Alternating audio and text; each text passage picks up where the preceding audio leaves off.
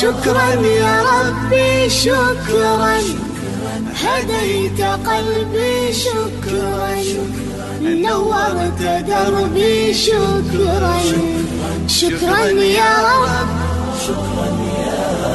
يا منزل القرآن، يا خالق الإنسان.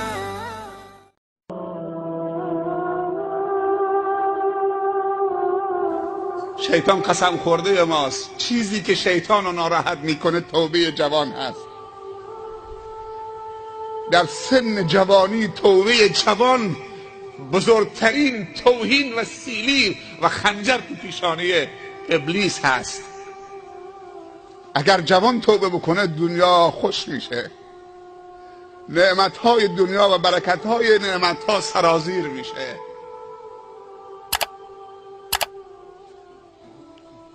چون جوان توان گناه دارد.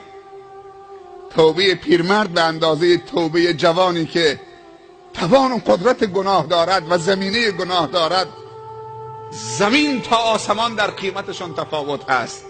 گرچه خداوند همه توبه ها تا قبل از اینکه زمان توبه مسدود نشده باشه، وقت خاص نرسیده باشه، توبه پذیر است و ما قبل توبه را می آمرزد. التائب من الذنب کمن لا ذنب له.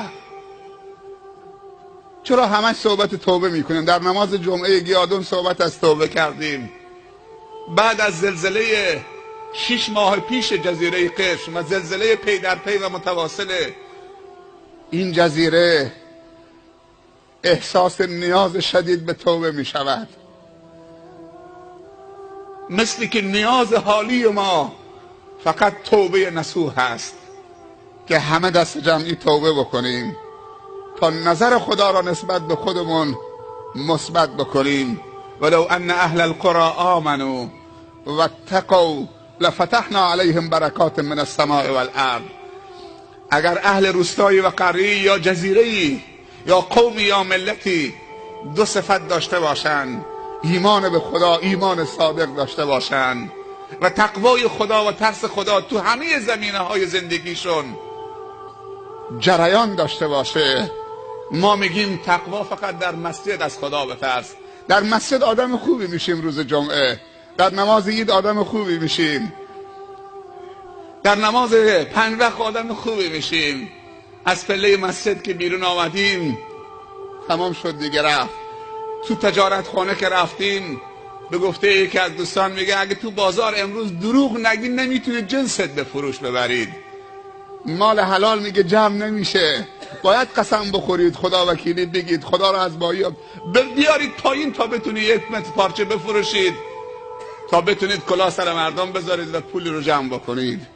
اون طولا مسمومه، خون آلوده میکنه، نطفه رو آلوده میکنه، جنین رو آلوده میکنه، نسل بعدی رو آلوده میکنه. اونایی که سر سفره پدرشون با اون پول مینشینن و تغذیه میشن همه آلوده میشن.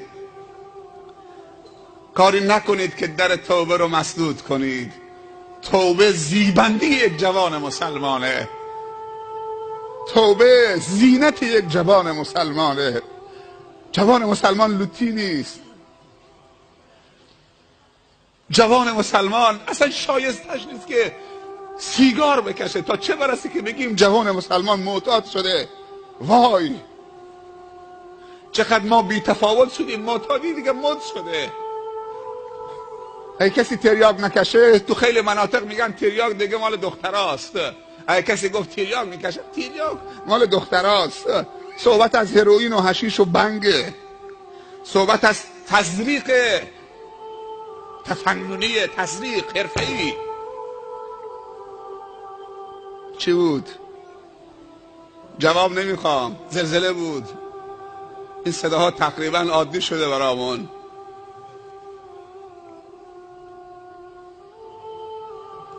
این صداها ما رو نمیترسونه. این که زمین به لرزه ما میترسیم. هیبت خدا داخلشه. زلزله یکی از سهمناکترین بلاهاست و عذابهای خداونده و بعضی موقع زلزله وقتی شدت پیدا میکنه زمین دیگه طاقت تماسک نداره و باز میشه زمین. خداوند قدرت‌های عجیبی داره، هر کدومش در جای خودش مهیب هست و هیبت داره و پشت مرد که غرش میکنه در اوج اقتدارش در دنیا و تکبر به خرج میده در مقابل خداوند، واقعا میلرزاند. هیبت خدا نمیشه با شوخی کرد، معصیت خدا نمیشه با شوخی کرد. معصیت رو به شوخی نگیرید، هر شوخی میکنید بکنید، اما با معصیت و گناه شوخی نکنید، با جهنم شوخی نکنید، با خشم خدا شوخی نکنید. خداوند رحیم و رؤوفه و رحمانه و توابه و کریمه و ستاره و غفار الذنوبه و غافر الذنبه. خداوند مهربان هست، بندگانش را دوست دارد و دوست ندارد که بندگانش را عقاب بکند. این بندگان هستند که خودشان را عقاب میکنند و خشم خدا را به جای رحم خدا برای خود و خانواده خودشون احراز میکنند.